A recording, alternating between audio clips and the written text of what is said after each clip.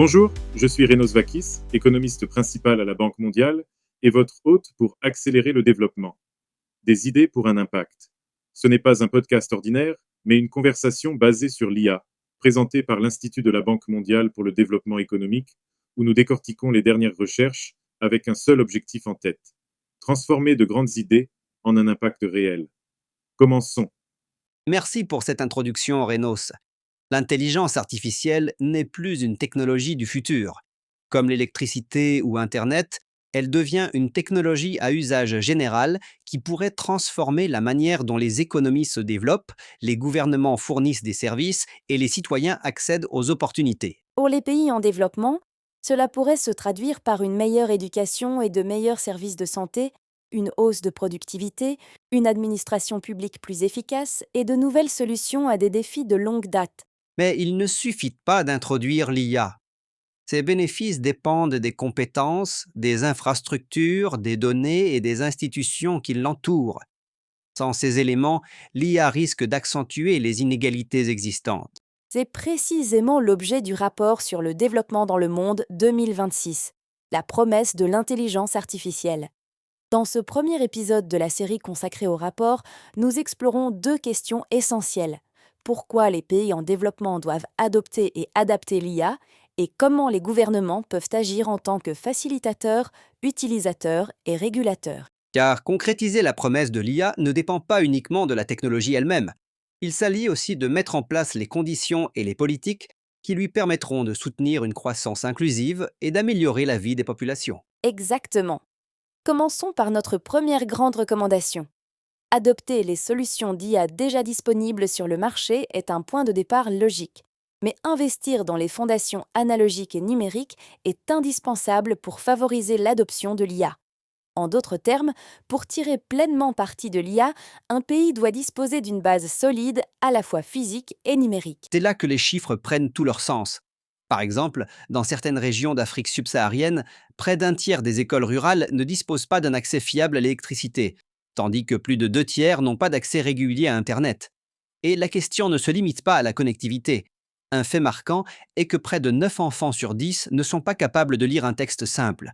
Quand on y pense, ce sont pourtant des conditions essentielles pour qu'une société puisse tirer parti de l'intelligence artificielle. Voilà la difficulté. Sans ces investissements de base, l'IA pourrait en réalité creuser les écarts de productivité au lieu de les réduire. Il ne suffit pas non plus d'importer des outils d'IA de l'étranger, et c'est là que cela devient particulièrement intéressant. Les pays ont besoin de briques numériques abordables pour adapter l'IA à leur contexte local. Cela comprend l'accès à des ressources informatiques et à des référentiels de données localisées. Ces éléments permettent d'adapter les modèles d'IA aux langues et aux réalités locales, afin que la technologie réponde véritablement aux besoins du terrain. J'apprécie beaucoup ce point. Nombre de nos auditeurs qui travaillent dans les administrations publiques ou dans le secteur du développement reconnaîtront sans doute immédiatement ces défis. Imaginez une communauté rurale qui tente d'intégrer l'IA dans ses écoles sans électricité fiable ni connexion Internet. Même le meilleur outil d'IA aurait un impact très limité.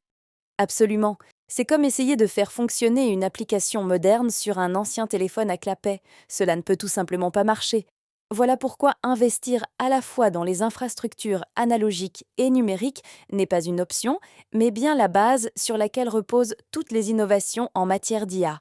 En mettant ces fondations en place, on ouvre la voie à de nombreuses améliorations économiques et sociales. Passons maintenant à notre deuxième recommandation en matière de politique publique.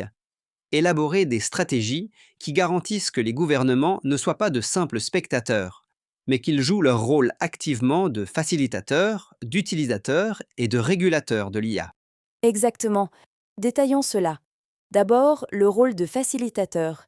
Les gouvernements doivent investir dans les infrastructures essentielles comme une alimentation électrique fiable et le haut débit, tout en réduisant les obstacles à l'accès au numérique, par exemple en diminuant les taxes sur les appareils numériques. Cela rend non seulement la technologie plus accessible, mais crée également les bases d'une économie numérique dynamique. Pour beaucoup de nos auditeurs issus de différents secteurs, cela semblera familier. C'est un peu comme lorsqu'on améliore sa connexion Internet à la maison, tout devient plus fluide et les tâches quotidiennes sont plus simples. À l'échelle d'un pays, des infrastructures publiques solides peuvent avoir un impact tout aussi transformateur. Exactement. Ensuite, dans leur rôle d'utilisateur, les gouvernements peuvent montrer l'exemple. Grâce à leur important pouvoir d'achat et à leurs vastes ressources en données, ils peuvent mettre en œuvre des stratégies d'achat public intelligentes qui soutiennent les solutions locales d'IA. Autrement dit, le gouvernement ne se contente pas de dire aux entreprises quoi faire, il leur montre concrètement ce qui fonctionne. C'est là que la vraie dynamique se met en place. Un gouvernement qui met à profit ses données et son pouvoir d'achat peut stimuler l'innovation dans des secteurs entiers. C'est une manière de dire nous avancions ensemble, ce qui favorise une culture de confiance et de collaboration. Enfin, le rôle de régulateur est tout aussi essentiel.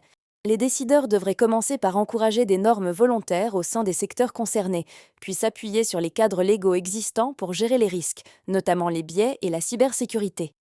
L'essentiel est que les nouvelles réglementations restent souples et coordonnées à l'échelle internationale. Ainsi, on évite une fragmentation des règles qui pourrait freiner l'innovation, tout en garantissant un déploiement sûr et inclusif de l'IA. C'est véritablement une approche à plusieurs niveaux, n'est-ce pas? Elle montre que maximiser le potentiel de l'IA ne relève pas seulement de la technologie, mais aussi de politiques publiques intelligentes et proactives. Pour beaucoup de nos auditeurs, ces idées permettront peut-être enfin d'assembler les pièces d'un puzzle complexe. Exactement. Le message est clair. Pour exploiter pleinement le potentiel économique et social de l'IA dans les pays en développement, il est indispensable d'investir massivement dans les infrastructures et de mettre en place des stratégies gouvernementales proactives. Ces deux dimensions fonctionnent ensemble pour que les bénéfices de l'IA ne soient pas réservés uniquement à ceux qui disposent déjà d'un avantage. Alors que nous arrivons à la fin de ce premier épisode de la série consacrée au rapport du développement dans le monde 2026, prenons un peu de recul pour observer la situation dans son ensemble.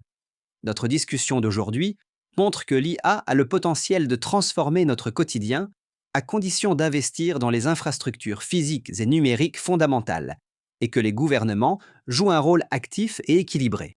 Et si les défis sont bien réels, les opportunités le sont encore davantage.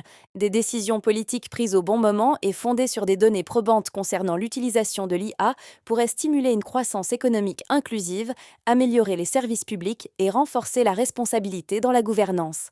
À mesure que nous avancerons dans cette série, ce rapport nous ouvrira la voie vers des analyses plus approfondies, avec des études de cas détaillées et des impacts spécifiques à différents secteurs.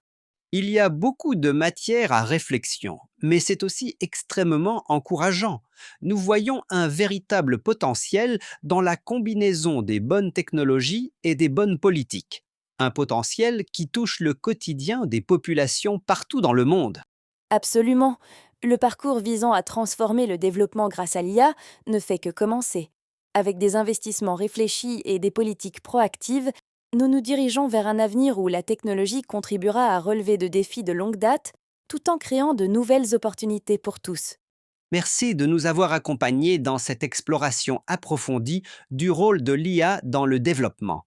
Cette conversation n'est que le début, et nous avons hâte de vous retrouver dans les prochains épisodes de la série du rapport sur le développement mondial 2026, où nous examinerons des études de cas plus ciblées ainsi que les implications sectorielles qui influencent les communautés et les politiques publiques à tous les niveaux. Tout à fait. Avant de conclure, rappelons-nous que cette transformation est à la fois technologique et humaine.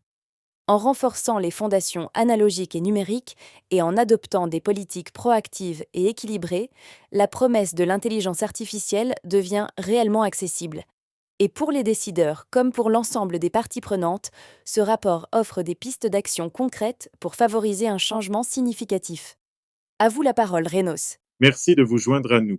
Vous trouverez le rapport complet sur notre site web en suivant le lien dans la description.